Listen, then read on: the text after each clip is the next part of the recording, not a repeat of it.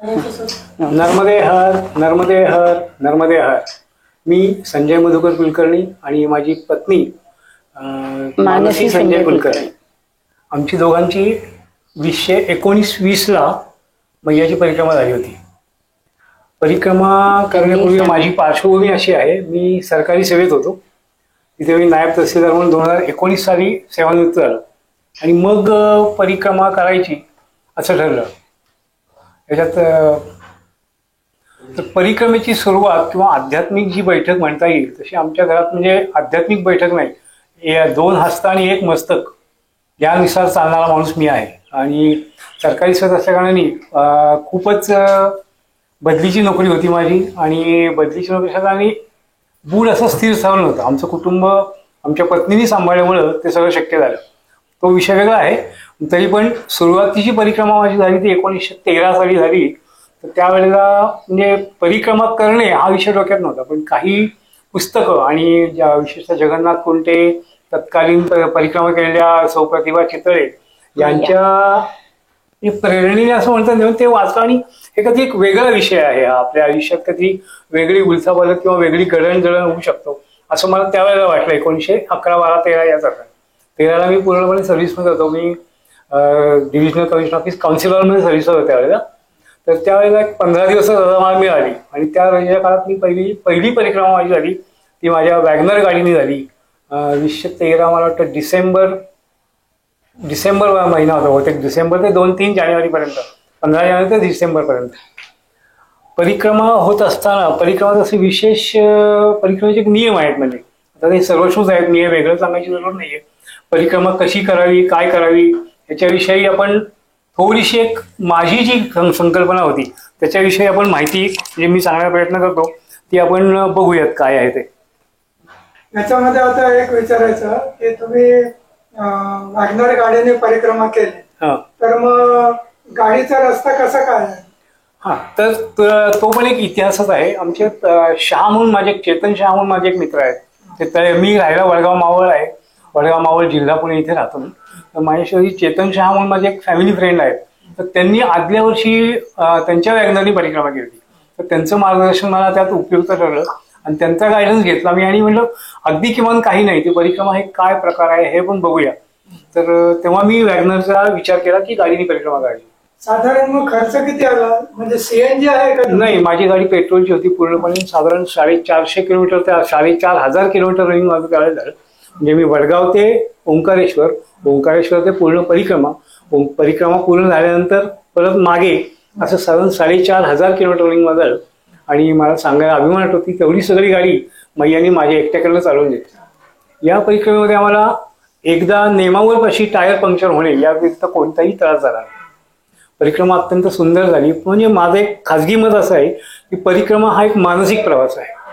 तुम्ही परिक्रमा करायचं नियोजन केलं की तुम्हाला सगळी शक्ती किंवा तुम्हाला सगळे मार्ग हे सगळे तुम्हाला आपोआप पहिलं पाऊल टाकायचा अवकाश की दुसऱ्या पावलाकरता तुम्हाला मार्ग सापडतो. या गोष्टीवर माझा दृढ विश्वास आहे. तुम्ही उद्याची काळजी किंवा पुढच्या पावलाची काळजी, पुढच्या किलोमीटरची काळजी अशी आम्ही कधी केली नाही. परिक्रमेत आम्हाला रस्ता चुकण्याचा प्रसंग 1 ते 2 वेळा आला असेल, पण त्यावेळेला तिथे 13 सालची परिस्थिती अजून बिकट होती. म्हणजे आता परिक्रमा खूप सुकर झालेली आहे, रस्ते चांगले झाले. त्यावेळेला आम्हाला म्हणजे विशेषतः हापेश्वरला जेव्हा आम्ही गेलो, कवठवरनं हापेश्वरला गेलो, तर त्यावेळेला तिथे रस्त्याचं काम चालू होतं. म्हणजे परिस्थिती अशी होती की मी, माझ्या सासूबाई आणि माझे मोरेश्वर होणं म्हणून स्नेही आहेत त्यांच्यासोबत गाडी मातीच्या रस्त्याने वर जाताना आम्ही अक्षरशः ढकलत मागे येत होती. ढकलत आमची गाडी मागे होती, पण ते तिघं उतरले. मग मी गाडी कशी वर नेली पुढे. मग बघा, सांगायचा मुद्दा काय की कुठल्याही अडचणींना न डगमगता तुम्ही पुढे चाललात तर परिक्रमा ही अतिशय सुंदरपणे पूर्ण होते. मग पेट्रोल पंप वगैरे रेग्युलर? हा, पेट्रोल पंप वगैरे होते आणि पैशाचं त्याला ऑनलाईनची सिस्टीम नव्हती, त्यामुळे धोका एवढा होता. धोका म्हणजे भीती होती मनात. आपण सामान्य माणसं आहेत की माझ्याकडे एवढे पैसे आहेत, कोणी रस्त्यात लुटलं तर काय होईल वगैरे, हा एक धोका भीती होती. पण मैयाच्या परिक्रमेत मला हापेश्वरला कळलं की भीती हा तुझा एक मूर्खपणा आहे. कोणत्याही प्रकारची म्हणजे भीती बाळगण्याचं काही कारणच नाही. मैयाचा तो म्हणजे नर्मदा बेल्ट म्हणतात त्याला, जो परिक्रमेचा जो मार्ग आहे मैयाच्या दोन्ही बाजूनी जाण्याची परिस्थिती, तिथे लहान मुलांपासून ते 75 वर्षाच्या म्हाताऱ्यापर्यंत तुम्हाला कोणी पण सगळ्या प्रकारची मदत करत असतं.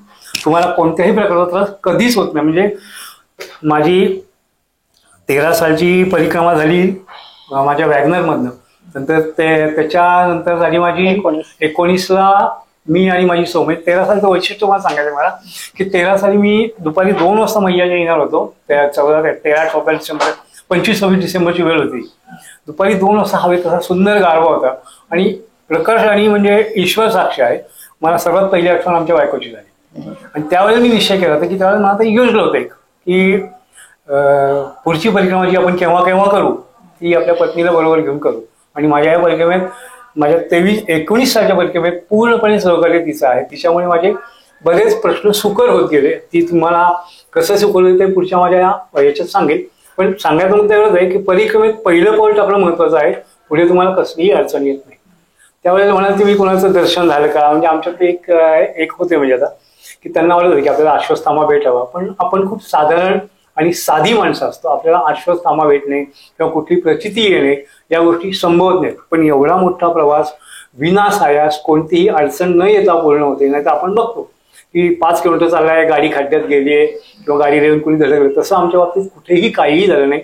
पैशाची चिंता नाही, कुठली चोरी नाही, लांडी लबाडी नाही किंवा कुठलाही त्रास आम्हाला झाला नाही.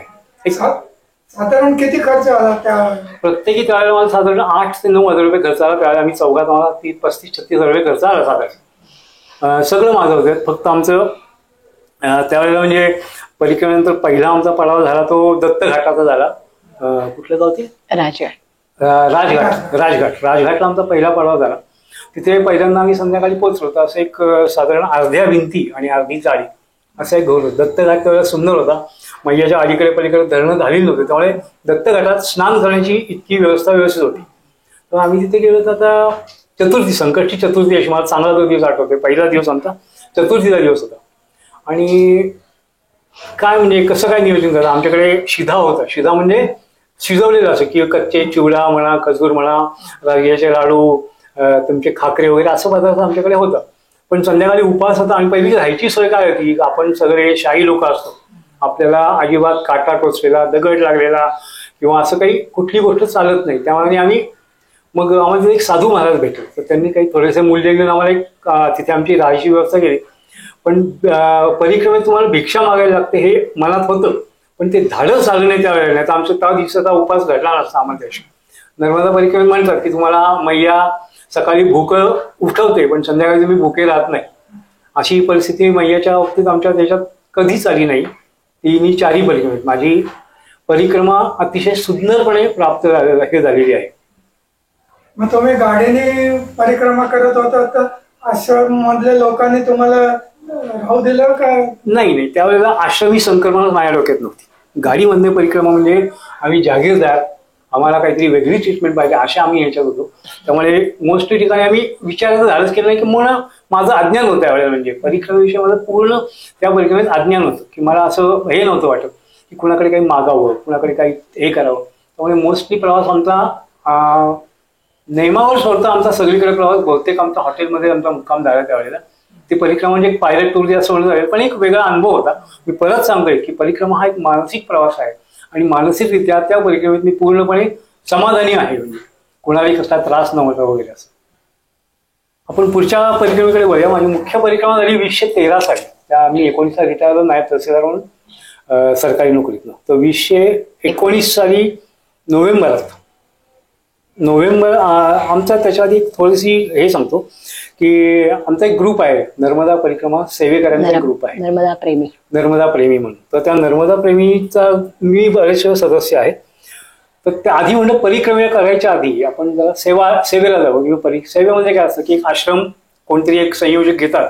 त्या आश्रमामध्ये सकाळपासून नर्मदा परिक्रमाचे येणारे, त्यांचं चहा पाणी, त्यांची राहण्याची सोय, बालभोग, दुपारची भोजन प्रसादी, संध्याकाळची भोजन प्रसादी, आश्रमाची व्यवस्था हे करण्याकरता एक समिती आहे. तर तिथे आम्ही गेलो. म्हणजे माझा उद्देश असा होता की तिथे जे परिक्रमावासी येतात त्या परिक्रमावासींकडून तुम्हाला बेसिक माहिती काहीतरी मिळते की परिक्रमेत काय करावं, काय करू नये, अशा या गोष्टी असणं आवश्यक आहे. तर त्यासाठी मी नोव्हेंबरमध्ये त्या ह्याच्यामध्ये गेलो. बर्मान घाट म्हणून आहे, तिथे मी माझ्या आमच्या ग्रुपतर्फे सेवेकरता गेलो. सेवेत त्याचा मला बराच फायदा झाला. तिथे मला खूप लोकांनी परिक्रमेत का म्हणजे मला स्वतःला कळलं की परिक्रमानंतर काय म्हणजे आत्ताच्या परिस्थितीपेक्षा तेव्हाची परिस्थिती अशी होती. आत्ताही म्हणतात की महाराष्ट्रीयन लोक आगाऊपणे वागतात, महाराष्ट्रीयन लोक आगाऊपणे बोलतात. त्यावेळेलाही म्हणजे आमच्या डोक्यात एक हे असतं, संकल्पना असते की आम्ही म्हणजे वेगळे कोणतरी आहोत, आम्ही परिक्रमा करतो म्हणजे त्या आश्रमावर किंवा मला मदत करणाऱ्या माणसावर आम्ही उपकार केलेला की आमची भावना असते. तर ती भावना परिक्रमा आपली असावी हे त्यादिवशी माझ्या मनात ठाम झालं त्या 15 दिवसाच्या सेवा कालावधीत. नंतर आम्ही 21 डिसेंबरला आमची परिक्रमा ऍक्च्युअली सुरू झाली. 21 डिसेंबरला आम्ही ओंकारेश्वरला होतो. 22 डिसेंबरला तिथे जे हे आहेत आम्हाला परिक्रमाला जाण्याचा आधी एक प्रमाणपत्र तुम्हाला असणं जरुरी आहे. तुम्ही सज्जन आहात याचं. तर सज्जन असण्याचं परिक्रमा प्रमाणपत्र आम्हाला तिथले अनिलदास महाराज म्हणून आहेत त्यांच्याकडनं मिळालं. हे सगळं नवीन होतं. 1911 सालची परिस्थिती आणि 1919 सालची परिस्थिती यात जमीन आसमानाचं अंतर होतं. 19 साली परिक्रमावासियांची संख्या कमालीची वाढली होती आणि गर्दी होती सगळीकडे. त्यामुळे हे परिक्रमेचं सर्टिफिकेट घेणे वगैरे हा सगळा सोपस्कार आम्ही त्यांच्याकडे पूर्ण केला. आणि त्यानंतर दुसऱ्या दिवशी 22 तारखेला आमची परिक्रमा सकाळी 10 वाजता चालली. सकाळी जेवढी थंडी होती तेवढंच सकाळी 10 वाजता कडाक्याचं ऊन. परत परिक्रमेला निघताना जितक्या ऊन संरक्षणात्मक गोष्टी घेता येतील तेवढ्या आम्ही घेतल्या. परिक्रमेला निघताना माझ्या वेळेला 11 ते 12 किलो होतं. माझ्यासारख्या बारीक माणसाकडे 12 किलो सॅक घेऊन चालणे हा अतिशय अवघड प्रकार होता. तर त्यानंतर मग आमची 10 वाजता त्या भर उन्हात परिक्रमा सुरू झाली. आणि मग परिक्रमा सुरू झाली तर काही अवघड असा टप्पा होता आणि मी नुकतीच सेवेकाळात पडल्यामुळे माझ्या पायाला थोडीशी दुखापत झाली होती. मी यांना म्हटलं की अवघड टप्पा न घेता थोडं लांब न गेलो तरी चालेल. आणि मग आम्ही थोडं लांब न गेलो आणि शिवकोटी आश्रमात थांबलो. रात्री तिथे दुसऱ्या दिवशी ग्रहण होतं. तर तिथे रात्री मग त्यांनी आम्हाला खूप आश्चर्याची गोष्ट अशी वाटली की एक माणूस आला आणि त्यांनी विचारलं की इथे या कोई परिक्रमावासी रुके है क्या. मग त्या आश्रमवाल्यांनी सांगितलं की हे 2 जण थांबलेले तिथे. मग त्यांनी आम्हाला एक अर्धा किलो भेळ आणि पाऊण किलो साखर अशी आम्हाला आणून दिली. आणि त्या क्षणी माझ्या मिस्टरांच्या डोळ्यात पाणी आलं आणि ते म्हणाले की माझ्या डोक्यात चाललं होतं की अगं मी एका पूर्ण परिक्रमा करणार आहे आणि त्या काळात त्यांना जेवणानंतर थोडीशी साखर खायची सवय आहे. तर आता परिक्रमेत मला कोण साखर देणार. तर ती साखर आम्हाला तिथे पाऊण किलो साखर पूर्ण परिक्रमेला पुरेल एवढी तिथे साखर मिळाली. पुरली व्यवस्थित. म्हणजे मैया जी आहे ती तुमच्या प्रत्येक गोष्टीचं प्रत्येक भावनेचं खूप पूर्णपणे समाधान करते आणि तुम्हाला त्यात समरसूनच घेते. आम्ही जेव्हा परिक्रमेत होतो त्यावेळेला रेवगाव म्हणून एक आहे. तर जलाराम बाप्पा म्हणून आश्रम होता. तिथे असा जरा तो उंच आणि थोडासा अवघड असं भुसभुशीत माती वगैरे असलेला होता. त्या आश्रमात गेलो. तिथून त्यांनी आम्हाला सगळी माहिती सांगितली. तिथनं ते महाराज खूपच चांगले होते.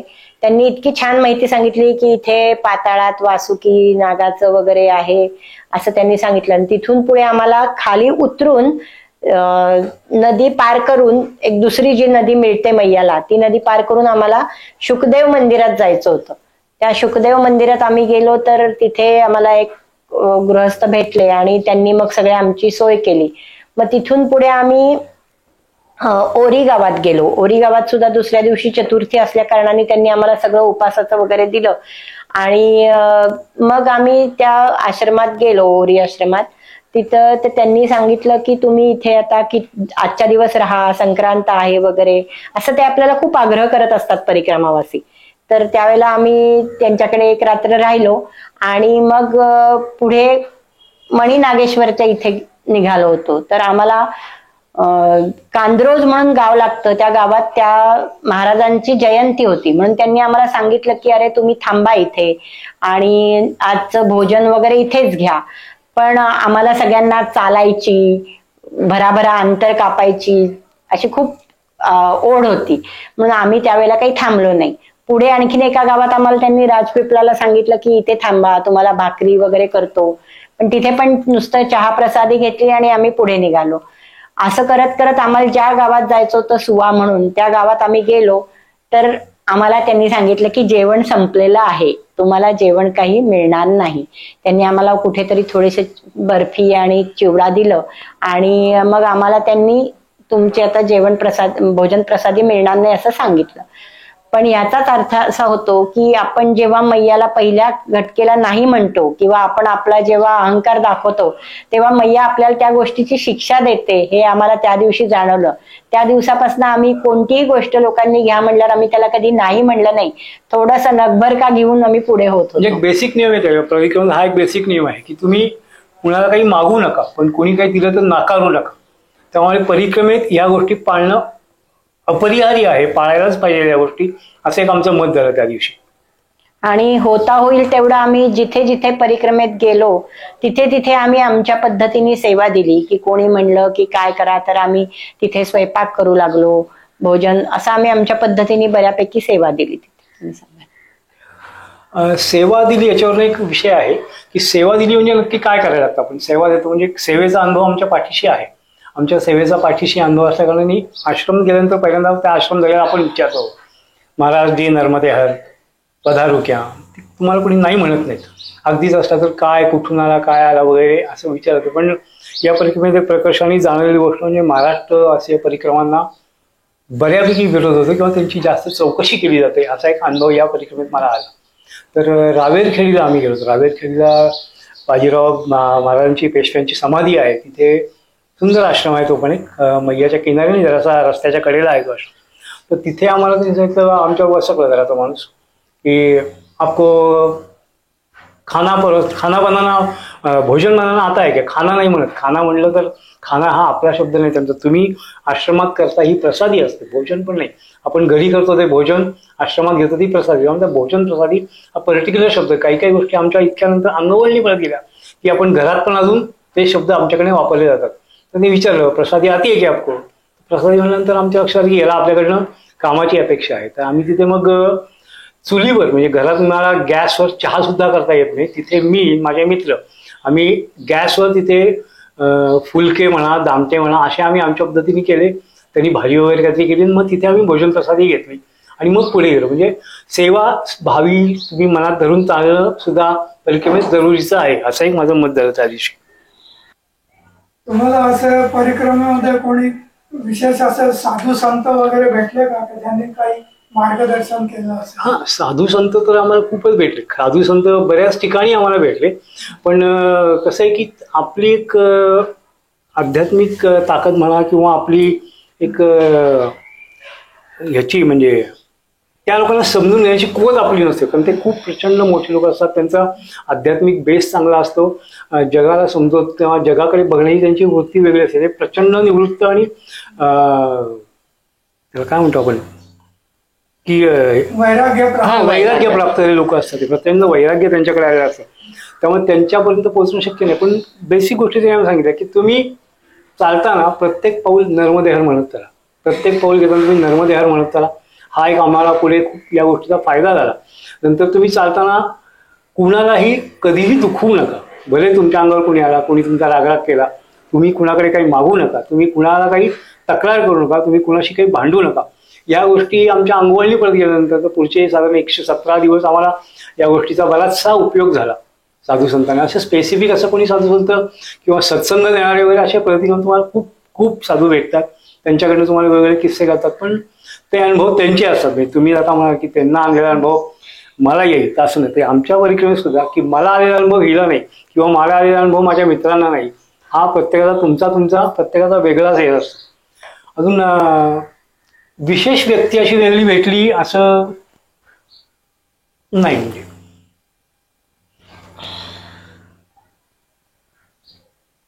परिक्रमा कुठून सुरू करावी आणि त्याच्याबद्दल काय? हा बेसिक मुद्दा आहे. पण आता या परिक्रमेच्या इतके चॅनल्स झालेले आहेत त्यामुळे मी हे साधारण पुनरुक्ती म्हणून मी टाळलं होतं. पण परिक्रमा मैयाचा जो किनारा आहे, मैया आपल्या भारतातली एकमेव नदी अशी आहे की जी पूर्वेकडून पश्चिमेकडे वाहते. पूर्वेकडे अमरकंटकला उगवते, पश्चिमेकडे बंगालच्या अरबी समुद्रात मिळते. आणि तिचा साधारणतः मार्ग हा 2500 किलोमीटर, 1400 किलोमीटर, 1200 ते 1400 किलोमीटर तिचा प्रवाह आहे. काही ठिकाणी तो वक्राकार आहे, काही ठिकाणी मैया धबधब्यासारखी कोसळते, काही ठिकाणी संत आहे. आणि पुढे गेलात तर तिचं पात्र प्रचंड फुगलेलं आहे. या मैयावर माझ्या माहितीप्रमाणे 7 धरणं आहेत त्या मैयावर. त्यामुळे पूर्वीचा म्हणजे 2011 सालचा मार्ग आणि 2023 सालचा मार्ग याच्यात खूप तफावत पडलेली आहे. बऱ्याच ठिकाणी आपल्याला मैयापासून लांब जायला लागतं. तर परिक्रमा उचलाचा जर का विषय आहे तर परिक्रमा तुम्ही कुठूनही उचलता, मैयाच्या किनारा कुठूनही. पण त्यात असं आहे की परिक्रमा पूर्ण करताना तुम्हाला ओंकारेश्वर जे आहे, ओंकारेश्वर तिथे तुम्हाला परिक्रमेचं जल चढलं तर परिक्रमा पूर्ण आहे. तर परिक्रमा उचलायची म्हणजे काय करायचं आहे, तर तुम्ही मैयाचं जल घ्यायचंय, त्याची एक कुपी तुमच्याकडे ठेवायची आहे. ओंकारेश्वरच्या दक्षिण तटावर किंवा उत्तर तटावर, ज्या तटावर तुम्ही आहात तिथे तुम्हाला कन्यापूजन करायचं आहे. कन्याभोजन करायचं आहे. हे ऐच्छिक विषय आहे. तुमच्या श्रद्धापेक्षा तुमच्या ऐपतीवर सुद्धा या गोष्टी डिपेंड करतात की तुम्ही संकल्प घेता कसा, काय कसा. तर संकल्प घेताना आम्ही असं केलं होतं की पायी आणि चालत असं आम्ही, पायी आणि वाहनाने जशी जमीन तशी आम्ही परिक्रमा असं पहिल्याला जातं. पण यावेळेला संकल्प आम्ही प्रकर्षाने असा घेतला की आम्ही काही वेळ झालं तरी चालत जाणार. एवढा एक हट्ट आमचा मैयानी पुरवला म्हणजे याच्यात. पहिल्याच्या परिक्रमेत स्वतः माणसाची करतो काही नाही, हे मी अतिशय नम्रपणे नमूद करतो.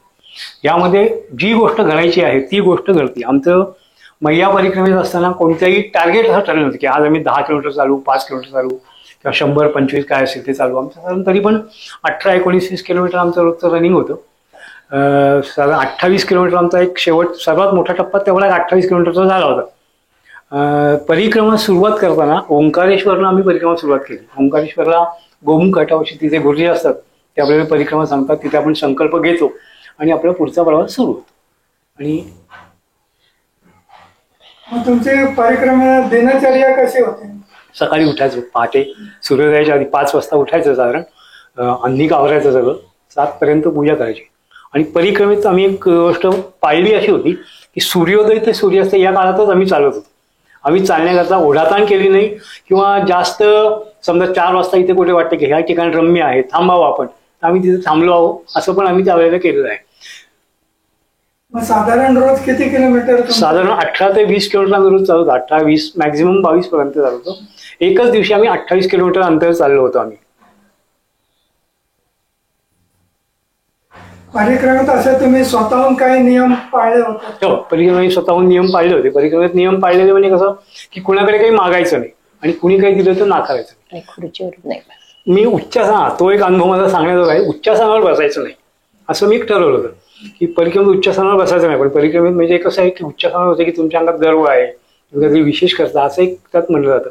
पण मी हे कोणाला सांगितलं नव्हतं की मी असं करणार आहे काय म्हणून. पण मी उच्चासनावर बसणार नाही असा एक नियम मी ठरवून घेतला.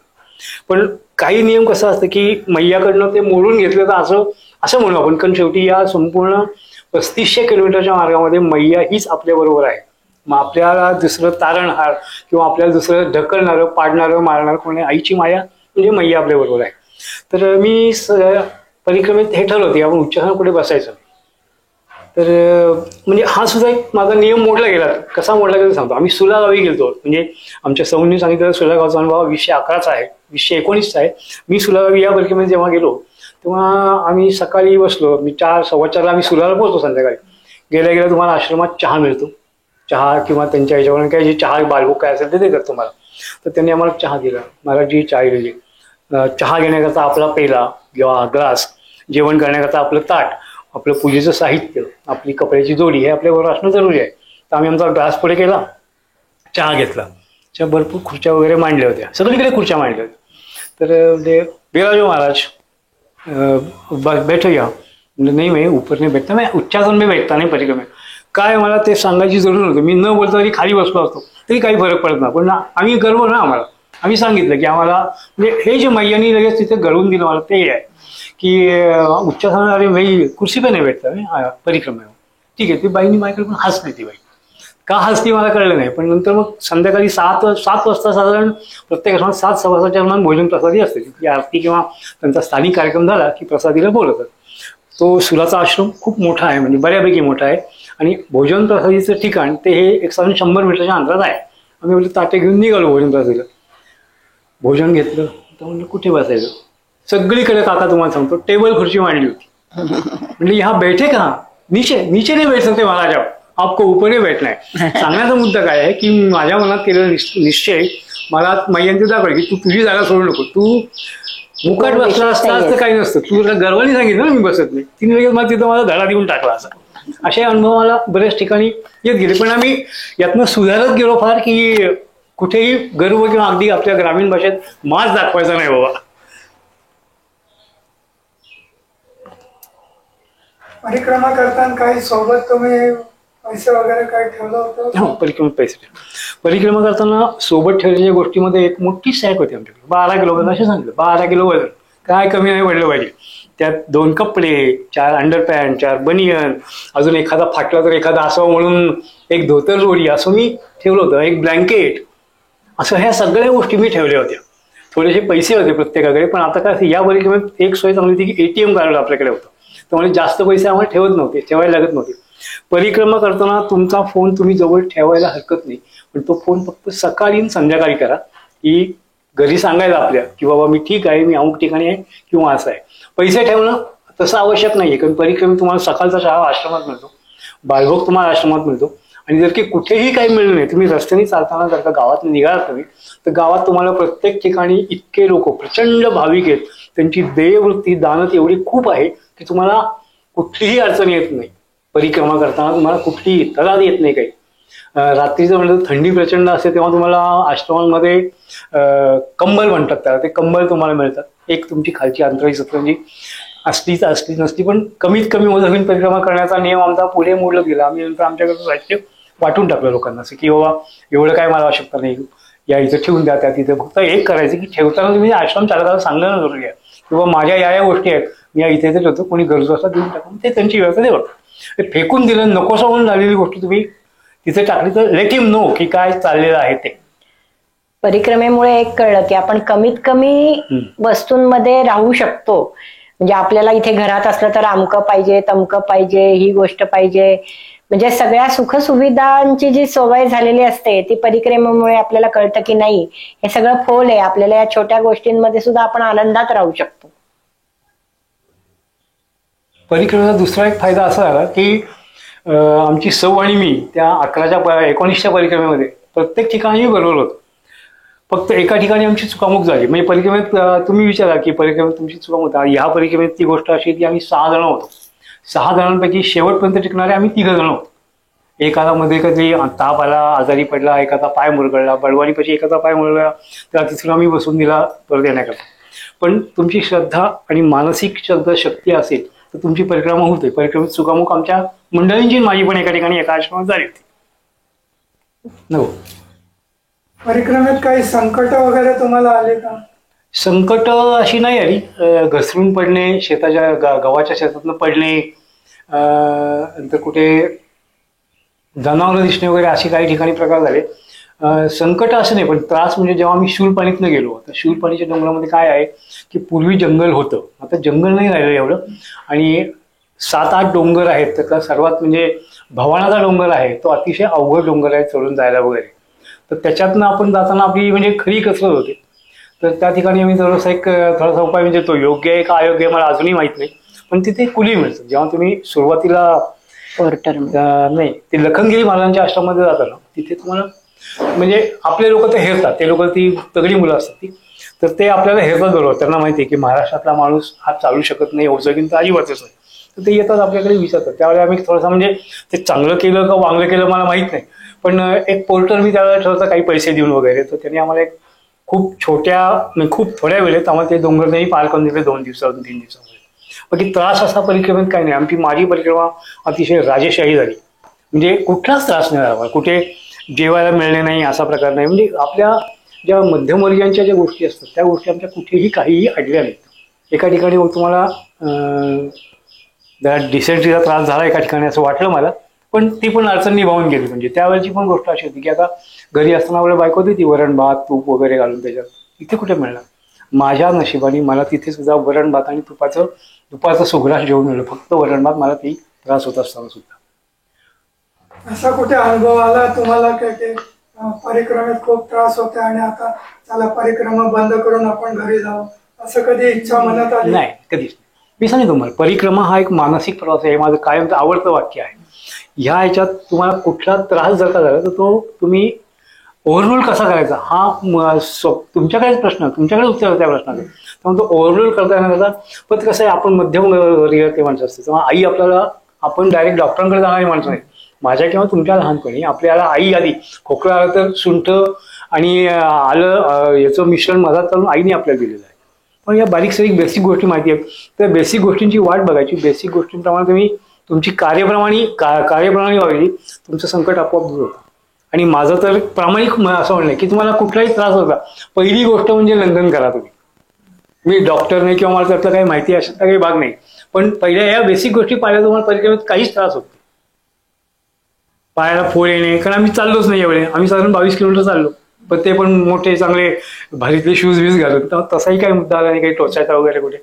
पाणी आम्हाला नोव्हेंबर डिसेंबरचा महिना होता, त्यामुळे पाणी आम्हाला जास्तीत जास्त मांड्यांच्या पर्यंत पाणी लागलं, त्याच्यापेक्षा जास्त पाणी कुठेच नाही लागलं या परिक्रमेत. परिक्रमेत तुम्हाला कोणी गूढ व्यक्ती असे काही भेटले का? गूढ व्यक्ती नाही होत तसं काही गूढ अशा नाही भेटल्या, पण नांदगावला मी जे म्हटलं त्या नांदगावला एक ज्योतिर्मयानंदी म्हणून एक आहेत, तर योगाश्रम म्हणून त्यांचं हे आहे, आश्रम आहे. तिथे त्या सदाव्रत देतात सगळ्यांना. तर आम्हाला पुढे गेलेल्या आमच्या लोकांनी सांगितलं की मागे ना आपला मराठी एक आश्रम आहे आणि ते सदाव्रत देतात, तर तुम्ही बघा तिथनं कसं यायचं ते. म्हणून मग आम्ही तिथे त्यांच्या अलीकडच्या आश्रमात जरा वेळ 2 मिनिटं थांबलो. तिथे पण काही आम्ही भोजन बिजन केलं नाही आणि आम्ही तसेच निघालो होतो.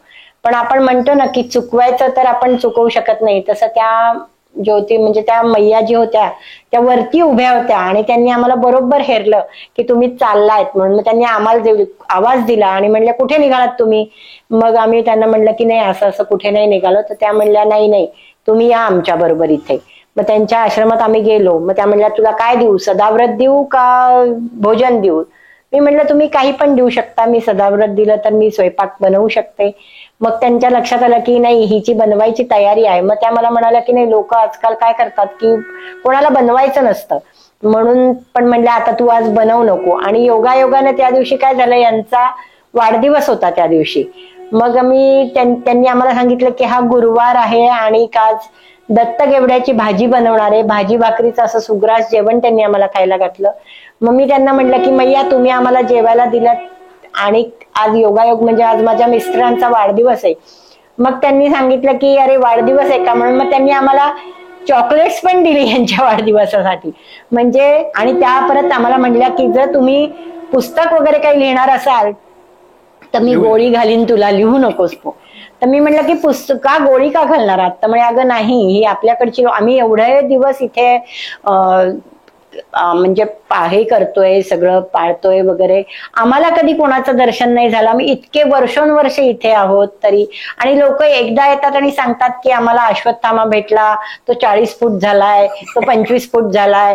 तर असं लोक जे लिहितात ना त्यांनी आपल्या लोकांचं खूप वाईट मत होतंय तिथे. मग तू पुस्तक लिहिणार असेल तर मी तुला गोळी घालीन. म्हणलं नाही हे मी माझ्या माहिती करता लिहितेय की मी कुठे आले आणि काय गेले. म्हणजे अशी छोटी छोटी लोक, म्हणजे त्या उच्च शिक्षित होत्या, त्या डॉक्टर होत्या स्वतः, पण त्या सुद्धा या विषयात इतक्या छान रमल्या होत्या.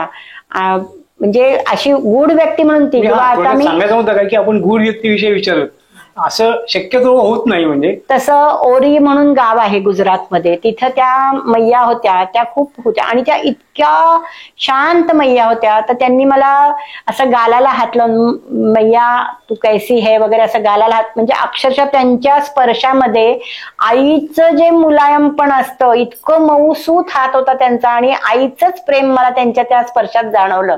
तर मग मी त्यांना म्हणलं की मैया तुम आपके हाथ में बहुत ही माया है.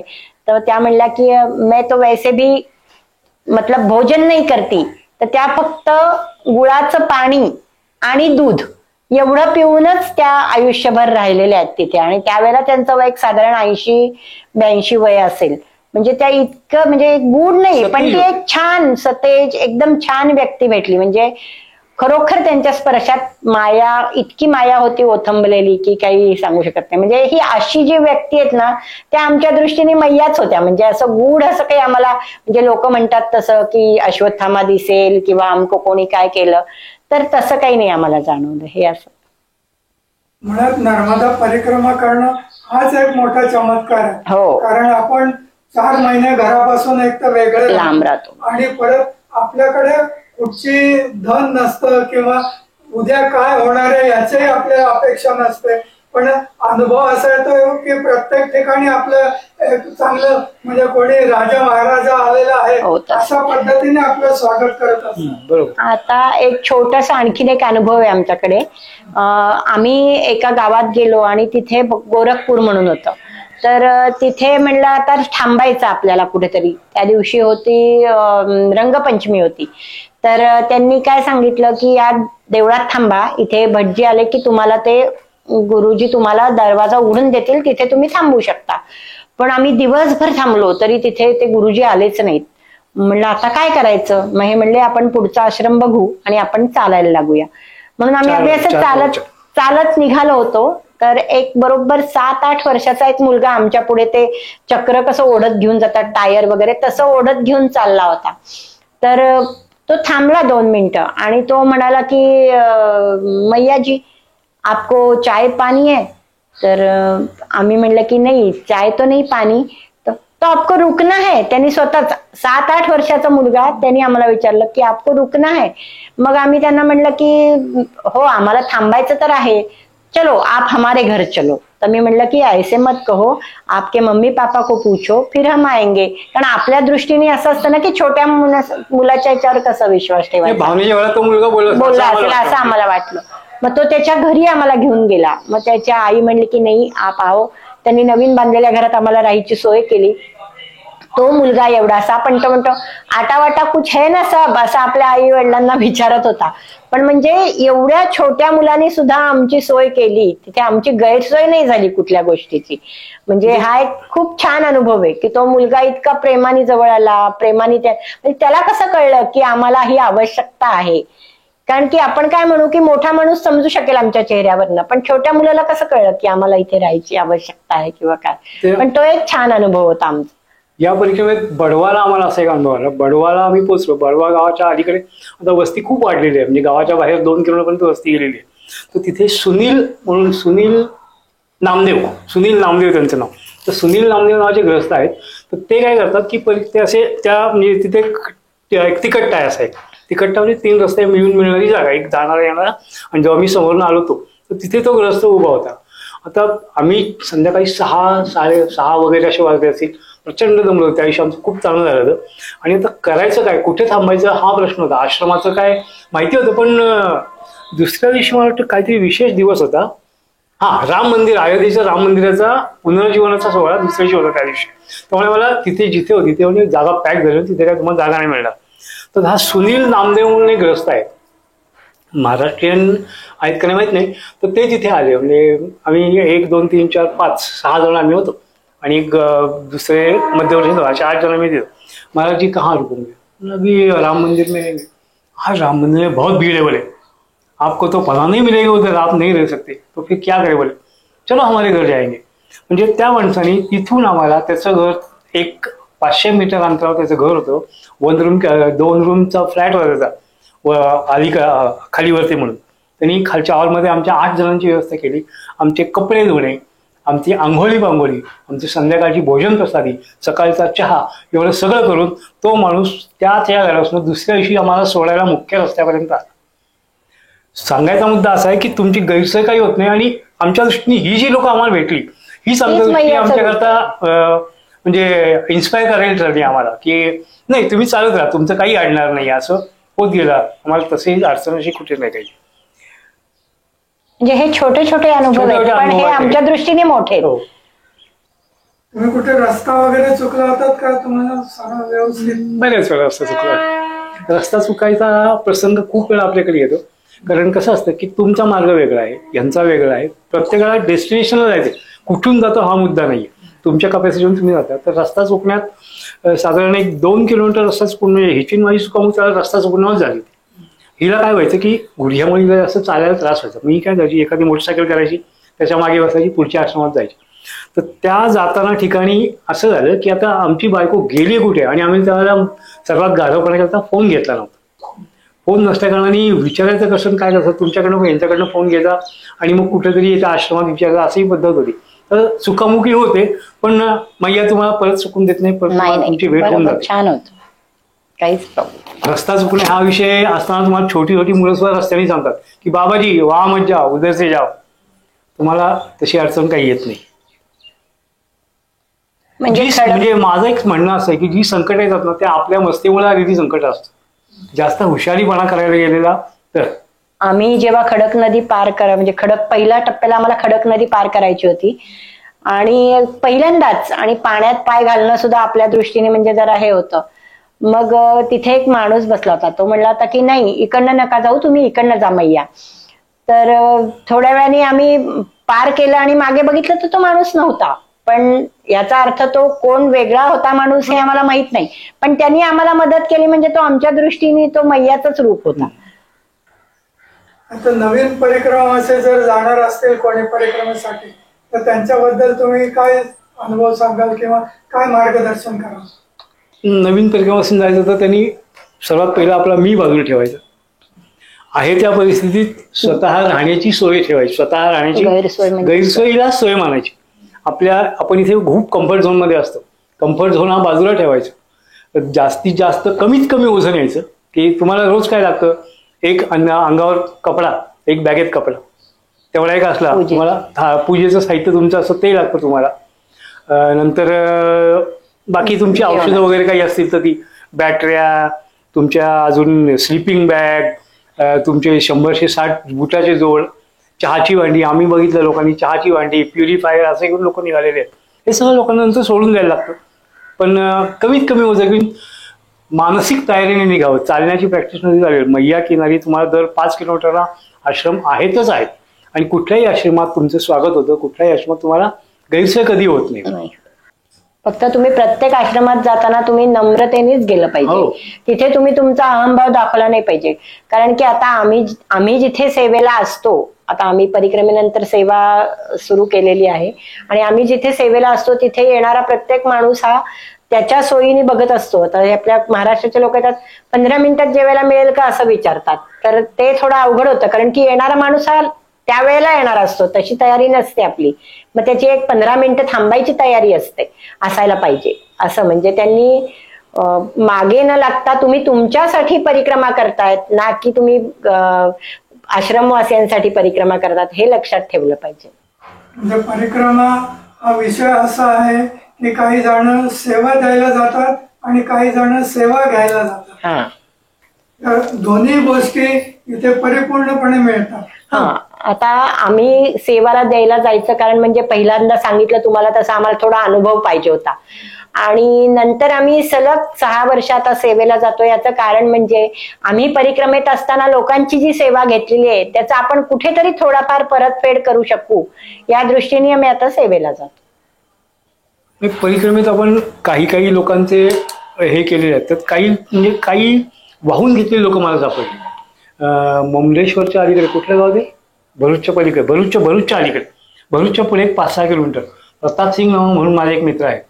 त्यांचा माझा परिचय 2013च्या परिक्रमेपासूनचा आहे. दरवर्षी आमचं बोलणं होतं, आम्ही त्यांच्याकडे जातो, परिक्रमेत ते सेवा देतात. तो माणूस असा आहे की 2013 साली तर आता काय झालंय की जेव्हा आपण मुमलेश्वरला समुद्र मार्ग पार करतो तेव्हा तिथे त्या संस्थांनी म्हणा किंवा तिथे गावकरी लोकांनी म्हणा काही मुलं किंवा अशी लोक ठेवली की समजा तुम्ही वाहनाने असाल तर तुमचं वाहन पलीकडच्या मैया परिक्रमेला पण मैया ओलांडू शकत नाही. त्यामुळे वाहनाचं काय करता हा एक मुद्दा असतो. परिक्रमा म्हणजे ओंकारेश्वरनं सुरुवात करायची, वमलेश्वरला जायचं, समुद्र महाराजांना प्रदक्षिणा करून परत इकडे यायचं. मिठी तळे नावाचं गाव आहे. मिठी तळे की पुढे भरूच वर त्या मार्ग करून अमरकंटकला यायचं. अमरकंटकवरनं पुढे ओंकारेश्वरला यायचं. असा परिक्रमेचा मार्ग आहे. तो वमलेश्वरला होतं काय की आम्ही त्यावेळेला गाडी नाही होतं म्हणजे तर गाडी नसल्यामुळे वाहनाचं काय करायचं. वाहन तिथं तर आम्हाला ते प्रताप सिंग नावाचे एक ग्रहस्थ आम्हाला सांगितले गेले. तर त्यांनी आमचं वाहन भरूचला ठेवलं. म्हणजे भरूच आणि हे अंतर जवळपास 70-80 किलोमीटरचं अंतर आहे. मी मिठीतळे ते भरूच. तो माणूस तेवढी गाडी घेऊन गेला. तेवढी गाडी अंतर करत दुसऱ्या दिवशी आमच्याकरता परत आला. म्हणजे अशी जी माणसं आहेत परिक्रमावासींची सेवा देणारी त्या माणसांमुळेच परिक्रमा शक्य आहे. अन्यथा परिक्रमा ही खूप ऋषी मुनींच्या काळातील परिक्रमामध्ये आपण कल्पना अवघड आहे, आपण करणं अवघड आहे. पण सर्वांनी जरूर कुठल्याही मार्गाने परिक्रमा करावी. परिक्रमा करावी. तुमचं बऱ्याचशा गोष्टी तुमच्या आयुष्यातल्या चांगल्या होतात. बऱ्याचशा गोष्टी तुम्हाला तुम्ही कुठे आहात हे कळतं. म्हणजे आपल्याबद्दल, आपल्या स्वतःबद्दल जो आपला एक आम्हाला काही विचार विश्वास असतो असतो. तो आपल्याला कळतो की नाही, हे आपण याच्यापेक्षाही खूप खाली आहोत. चालतं हा ना. यायला पाहिजे ते पण. हा तर आधी आम्हाला म्हणले की आम्ही काय, मला माझी सवय होती की गेलं आश्रमात की विचारायचं की इस चीज की मदत करू क्या, भोजन प्रसादी में मदत करू क्या, असं वगैरे विचारायची सवय आहे माझी. तर मी तशी गेले तर ती म्हणली अंदर नाही आना, बिलकुल दूर रहना. आणि मग नंतर त्याला कळलं की नाही, ही खरोखरच मदतीच्या दृष्टीने आली होती. तर त्यांचे आमचे आतापर्यंत संबंध आहेत, त्यांचे आम्हाला फोन येतात की मला ही याची गरज आहे मैया, आम्ही हे करतोय, तुम्ही हे पाठवू शकता का, ते पाठवू शकता का. पण सुरुवातीला त्यांनी आम्हाला खूप हे केलं की नाही, तुम्ही इथे थांबायचं नाही, आतमध्ये येऊन काही विचारायचं नाही. पण जेव्हा त्यांना जाणवलं की नाही हे खरोखरच मदतीचे आहेत, त्यावेळेला त्यांनी मग आम्हाला, आणि त्यांचे आमचे आतापर्यंत संबंध आहेत. तसं आम्ही 2 ठिकाणी सेवेला जातो. एक कठोरा आश्रम आहे तिथे, आणि दुसरं पदम घाट म्हणून आहे. तर आमचा एक तो किती लोकांचा, 20-25 लोकांचा ग्रुप पदमचा. हा 28 लोकांचा ग्रुप आहे. पण तो पण इतका छान अनुभव आहे ना, म्हणजे तुम्ही विचारताय मला परिक्रमेबद्दल म्हणून मी खरंच सांगत नाहीये ते, पण मला परिक्रमेपेक्षा सेवा हीच खूप अतिशय आनंदाची ही गोष्ट वाटते खूप. तर तो ग्रुप पण छान, सगळी छान सेवा करतो, गावकरी पण छान आहेत, सगळे छान मदत करतात. नाही, परिक्रमा हा छानच गोष्ट आहे आणि ती प्रत्येकाने करावी अगदी जरूर. मग त्यांना जशी जमेल तशी, त्यांना जर वाटलं की त्यांनी गाडीनी करावी तर गाडीनी करावी, त्यांना वाटलं की अर्धी गाडी अर्धी पायी तर तशी करावी, त्यांना वाटलं पूर्ण पायी तर पूर्ण करावी. पण परिक्रमा ही आयुष्यात जरूर पुढे जाऊन करावी. म्हणेल मी, परिक्रमा कराल तर कराल, पण किंवा मैया केला जाऊन तरी यावं प्रत्येक माणसाने. ओंकारेश्वर म्हणा किंवा थोडं इंटेरियर पार्टमध्ये परिक्रमा एक जास्त जाणवलेली गोष्ट म्हणजे अशी आहे की ओंकारेश्वर पासून पश्चिमेकडे जो भाग आहे तो मैयामुळे समृद्ध झालेला आहे. मग त्या भागात मैयाच्या परिक्रमेवासींचा जास्त काळजी घेतली होती किंवा जास्त येते. पण तुम्ही वरती अमरकंटक पासून वरती जायला लागलात, दिंडोरीकडे कमी आहे. हा, तर त्या भागात होतं काय की मैयापासून आपण बरेच लांब जातो, त्यामुळे त्या तिथे मैयाविषयी एवढं असं तुम्हाला थोडंसं हे करायला पाहिजे, स्वतःचं महत्व एवढं हे राहत नाही तिथे तुमचं. पण परिक्रमावासींना कोणी झिडकारत नाही तरी कशी परिस्थिती असते तरी आलेल्या परिक्रमावासी त्याच्या ऐपतीनुसार तो माणूस स्वागत. म्हणजे तुम्ही रस्त्याने जरी चालत असाल आणि भाजीवाला, किंवा आम्हाला एक भाजीवाला असा भेटला की मैया मेरे से सिर्फ आप टोमॅटो ही खा लीजिए, म्हणून त्यांनी आम्हाला जवळजवळ किलोभर टोमॅटो दिले. म्हणजे मैं लेके क्या करूंगी, नाही आप खाते खाते जाइए म्हणून. नंतर एक केळेवाला होता, तो अगदी केळा विकणारा माणूस सुद्धा आप परिक्रमावासी म्हणून आपल्या हातात 6 केळी ठेवणारा, म्हणजे तो किती खरं गरीब माणूस, पण तो सुद्धा त्याच्या परीने हे करत असतो मदत. म्हणजे या परिक्रमेत मला एक आणि परिक्रमेत दक्षिणा मिळणे हा प्रकार सर्वच होतो. म्हणजे तुम्हाला समोरचा माणूस भेटला की काहीतरी दक्षिणा देतो वगैरे असं होतं. पण या परिक्रमेत मला सर्वात जी दक्षिणा महत्वाची वाटली की आम्ही गावाचं नाव लक्षात नाही माझ्या, मोठ्या गावातच बळवाच्या पुढे, बळवा गाव, आम्ही उत्तर तिथं बळवाच्या पुढे असावं होते. तर भंगा विकणारा, कबाडी वाकणारा माणूस, त्याच्या ह्याच्यावर प्लास्टिकच्या फुटलेल्या खुर्च्या, मोडलेले पत्रे, अजून बरंच रद्दीविद्या असं जावं. आम्हाला एका ठिकाणी कोणतरी चहा दिला, त्या ठिकाणी आम्ही चहा पित बसलो. त्या माणसाने आम्हाला 10 रुपये दक्षिणा प्रत्येकी 5 लोकांना त्यांनी दिली. म्हणजे सर्वात जो आपण समाजातला खालचा स्तर म्हणतो त्या माणसाची सुद्धा मैयाविषयी जी भक्ती आहे ती अप्रतिम आहे. आणि या सगळ्या लोकांच्यामुळेच तुमची परिक्रमा होते. फक्त तुम्ही माच करायचा नाही, तुम्ही तुमचा अहमभाव दाखवायचा नाही, तुम्ही कायम नम्रतेनेच राहायचं. परिक्रमेत तुम्हाला काही अडचण येत नाही. म्हणजे माझे मित्र आहेत गुरुनाथ बापट, ते म्हणतात की आमची परिक्रमा शाही झाली, आम्हाला कुठलीच अडचण आली. परिक्रमा सत्य आहे, परिक्रमाला कुठली अडचण कधीही आली नाही याच्यामुळे. म्हणजे आम्ही कोणत्या अशातला भाग नाहीये, पण तुम्ही तुमचा भाव ठेवा त्याच्यात, तर तुम्हाला काही अडचणी येत नाहीत. लक्कडकोट झाडीतनं पण येताना लोक म्हणतात की तुम्हाला खूप काही त्रास वगैरे होतो, तसं काही झालं नाही. कारण की सुरुवातीच जयंती माता मंदिरातच ते लोक इतकी तुमची छान व्यवस्था, सकाळी 5:30ला तुम्हाला ते पोह्याचा नाश्ता करून, बालभोग म्हणतात तिथे, तो करूनच मग बाहेर सोडतात तुम्हाला. त्या म्हणजे लक्कडकोट झाडीतनं सुद्धा काय. आणि आता तर आम्ही ऐकलंय की नवीन आता त्या मारुतीचं मध्ये मंदिर आहे, तिथे लोक येऊन चहा वगैरे पण द्यायला लागलेत. पूर्वी ते काही नव्हतं, पण आता ते व्हायला लागले. आता म्हणजे पावाखेडीचे ते मतदान 21 किलोमीटर अंतर आहे ते, म्हणजे जयंती माता मंदिर ते पावाखेडी.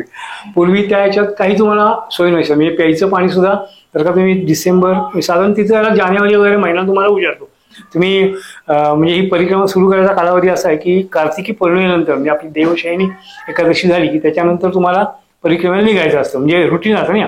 आता लोक दसऱ्यापासून निघतात, पण ते काय म्हणजे तितकंसं योग्य नाही. म्हणजे कारण तो चातुर्मासाचा देव आपली झोपले असं आपण मानतो आपला हिंदू धर्मानुसार. तर त्या साधारण जानेवारी तुम्हाला पामाखिडीच्या येतो, फेब्रुवारी जानेवारी, त्याला ओढे नाले बऱ्यापैकी सुकलेले असतात, प्यायच्या पाण्याची भ्रांत असते. पण पहिल्या परिक्रमेत गेलो तर आम्हाला या सगळ्या गोष्टींची अडचण आली.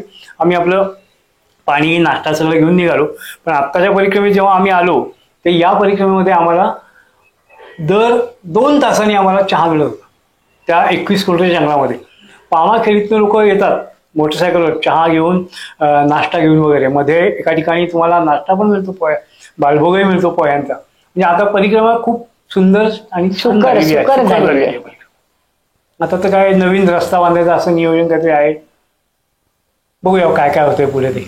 नाही, पण आयुष्यात जरूर एकदा तरी परिक्रमा करावी. पैठणकर काका म्हणून तर ते अतिशय सेवाभावी वृत्तीचे आहेत. म्हणजे तुम्ही कोणीही, मराठी असो अमराठी असो, कोणत्याही माणसाला ते अतिशय प्रामाणिकपणे, अतिशय पोटतिडकीने मदत करतात. आणि खूपच म्हणजे सेवाभावी वृत्ती त्या दोघा नवरा बायकोच्यात खूप आहे.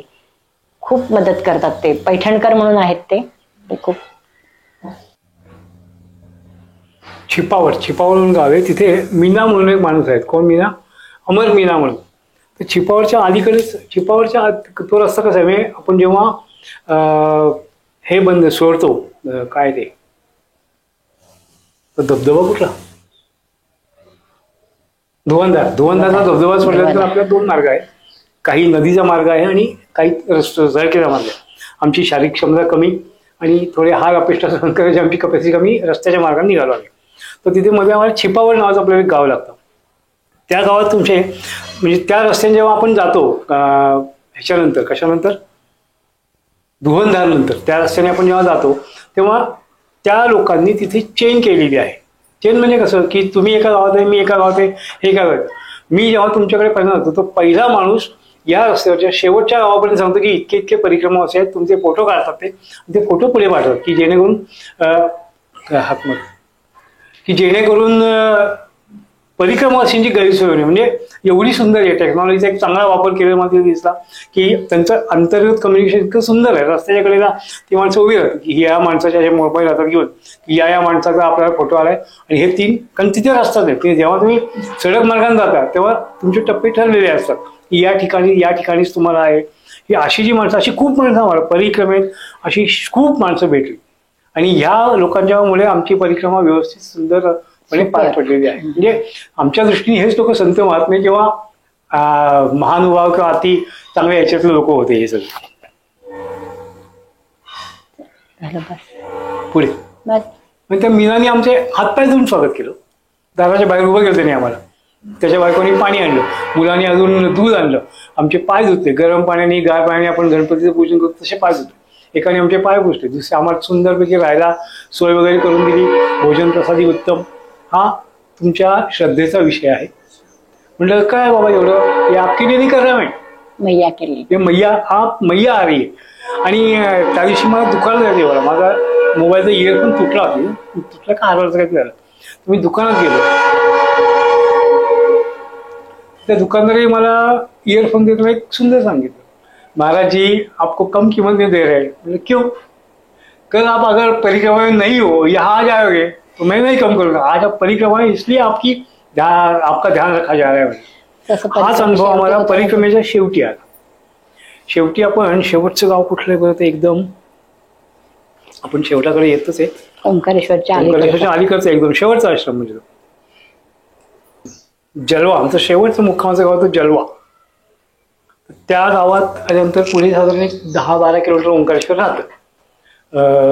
तर तिथून जेव्हा आम्ही निघालो तर ओंकारेश्वरला जायच्या आधी मध्ये एक डोंगर आहे, म्हणजे 2-3 डोंगर आहेत छोटे छोटे टेकड्या, ते आपण पार करतो.